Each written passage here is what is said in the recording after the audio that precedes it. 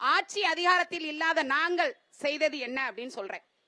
தமிழன்னை சிலை இன்னைக்கு அந்த இடத்துல இருக்கு அப்படின்னா அதற்கு நாம் தமிழர் கட்சி போட்ட வழக்கும் நாம் தமிழர் கட்சி அந்த வழக்கில் வெற்றி கண்டது மட்டும்தான்.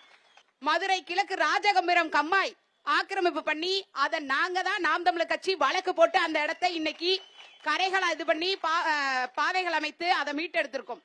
மதுரை முழுவதும் இருக்கக்கூடிய கம்மாய்களை தொடர்ந்து அங்க இருக்கக்கூடிய ஆக்கிரமிப்புகளை மீட்டு இன்றளவும் நேற்று வரைக்கும் கூட அதுல பனை விதைகளை நட்டு தொடர்ந்து இயற்கை சார்ந்த அரசியலை செய்வது நாம் தமிழர் கட்சி. மதுரை ரயில் நிலையத்துக்கு முன்னாடி இந்த பாண்டிய மன்னர்கள் மதுரையோட அடையாளம்னு சொன்னீங்க இல்லையா, அந்த மீன் சிலையை அகற்றிட்டாங்க. மீன் சிலையை திருப்பி அதே இடத்துல வைங்க அப்படின்னு நாம் தமிழர் கட்சி வழக்கு தொடர்ந்து அதை மீண்டும் அதே இடத்துல மீன் சிலை வைக்கிறதுக்காக தொடர்ந்து போராடி கொண்டிருப்பது நாம் தமிழர் கட்சி. சோழவந்தான் வைகை ஆற்றில 2019 ஆண்டு வைகை ஆற்றில மணல் அள்ளுவதை தடுத்தது நாம் தமிழர் கட்சி உறவுகள். விளாங்குடி கம்மாயில கருவேல மரங்கள் அதிகமா இருந்தது. அண்ணன் செந்தமிழன் சீமான் அவர்களே வந்து அந்த கருவேல மரங்களை வெட்டி அகற்றி எங்கள் நாம் தமிழர் உறவுகள் அத்தனை பேரும் அங்க பனை விதைகளை நட்டு இன்னைக்கு வரைக்கும் இயற்கை சார்ந்த அரசியலை நேசிக்கும் பிள்ளைகள் நாம் தமிழர் கட்சி பிள்ளைகள். வைகை ஆறு அங்க இன்னைக்கும் ஆக்கிரமிப்புகளை அகற்றி அது நல்லா ஓரளவாவது இன்னைக்கு இருக்கு அப்படின்னா அதுக்கு நாம் தமிழர் கட்சி தான் தொடர்ந்து போராடி இருக்கு.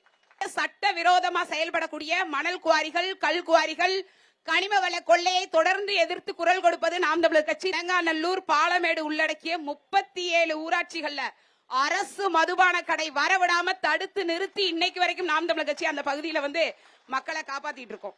அந்த கோடிகள்ல செலவு செய்த திட்டங்கள் சரியான முறையில செய்யப்படாததால திடீர் வெள்ளம் ஏற்பட்டது. அப்படி திடீர் வெள்ளம் ஏற்பட்ட உடனே மதுரையில இருக்கக்கூடிய அந்த செல்லூர் பகுதிகளில் இருக்கக்கூடிய மக்களுக்கு அண்ணன் செந்தமிழன் சீமான் அவர்களே நேர்ல வந்து நிவாரண உதவிகளை செஞ்சு நாங்கள் ஆட்சிக்கு வந்தால் இதெல்லாம் சரி செய்யப்படும் அப்படின்ற உறுதி அளித்து சென்றார்.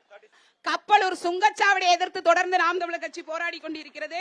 மேலூர் வைகை பாசன நீர்வரத்திற்கும் அலங்காநல்லூர்ல ரொம்ப நாளா சர்க்கரை ஆலை மூடி இருக்கே விவசாயிகளுக்கான ஒரு ஆதாரமா இருக்கக்கூடிய அந்த கரும்பாலையை திறக்கிறதுக்கு நாம் தமிழர் கட்சி எங்களுக்கு ஒரு வாரம் இல்ல, ஒரு மாசம் இல்ல, எங்களுக்கு ஆண்டுகள் கொடுங்க. நிச்சயமாக பட்டியல் நீண்டு கொண்டிருக்கிறது, நிச்சயம் செய்வோம்.